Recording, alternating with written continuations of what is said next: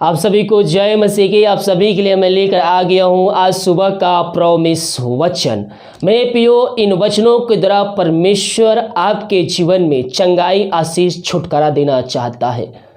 क्या आप सोच रहे हैं कि मैं कमजोर पड़ चुका हूँ? तो ये वचन के द्वारा परमेश्वर आपसे बातें करेंगे। जी मेरे प्रियो, आज का वचन देखते हैं। प्रॉमिस वचन 2 कुरिन्थियों 12वें अध्याय के उसके 9 पद में लिखा हुआ है, पर उसने मुझसे कहा, मेरा अनुग्रह तेरे लिए बहुत है, क्योंकि मेरी सामर्थ निर्बलताओं में सिद्ध होती है। इसीलिए मैं बड़े आनंद से अपनी निर्बलताओं पर घमंड करूंगा कि मसीह की सामर्थ मुझ पर छाया करती है।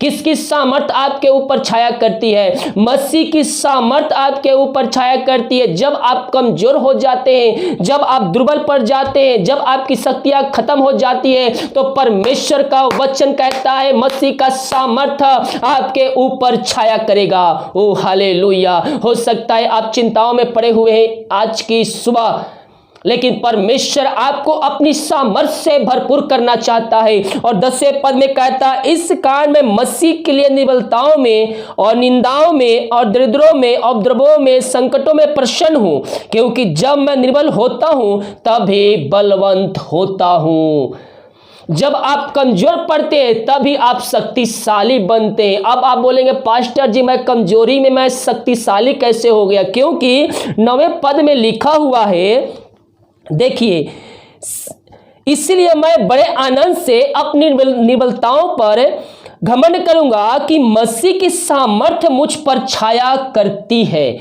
जब आप निर्बल पड़ते, जब आप कमजोर पड़ते, तो मसीह की सामर्थ आपके ऊपर छाया करती है। इसीलिए आप उस समय सामर्थ से भरपूर हो जाते हैं। 10वें पद को पढ़िए, क्या कहता है?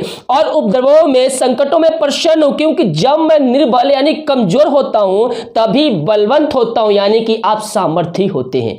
जब आप कमजोर होते हैं, मसीह की सामर्थ आपके ऊपर छाया करती है, तब आप उस समय बलवंत होते हैं, आप शक्तिशाली बन जाते हैं। क्योंकि जब आप प्रभु से प्रार्थना करेंगे तो उसकी सामर्थ हमारे ऊपर छाया करेगी। आप सोच रहे हैं मैं कमजोर पड़ चुका हूं, मैं ये कार्य नहीं कर सकता, मैं अपने जीवन से थक चुका हूं। परमेश्वर आपके ऊपर छाया करेगा, उसकी सामर्थ आपके ऊपर छाया करेगी और आपको सामर्थ से भरपूर करेगी। हाँ प्रभु जी, इन सारे भाई बहनों को हम तेरे हाथों में सौंपते हैं। जो वचन सुने हैं पिता, इनके जीवन में पिता पर 30 गुना, 60 गुना, 100 गुना फलवंत होने पाए। जो सोच रहे हैं मैं कमजोर पड़ा हूं, लेकिन तू उनको बलवंत करने जा रहा है, उनको अपनी सामर्थ से भरपूर करने जा रहा है। हम इस बात के लिए धन्यवाद देते हैं। पिता परमेश्वर, आज दिन भर कार्य में अगुवाई का हमें सहायता कर, जहां कार्य करने जाते हैं इन सारे भाई बहनों की सहायता प्रदान कर, त्राव में प्रदान कर प्रभु जी। जो बीमार पड़े हैं, प्रार्थना को देखते ही सुनते हैं, उनका जीवन प्रार्थना के द्वारा परिवर्तन होने पाए। खुदावन, ओ धन्येश्वर राजा, धन्येश्वर राजा, ओ ग्लोरी ग्लोरी ग्लोरी ग्लोरी।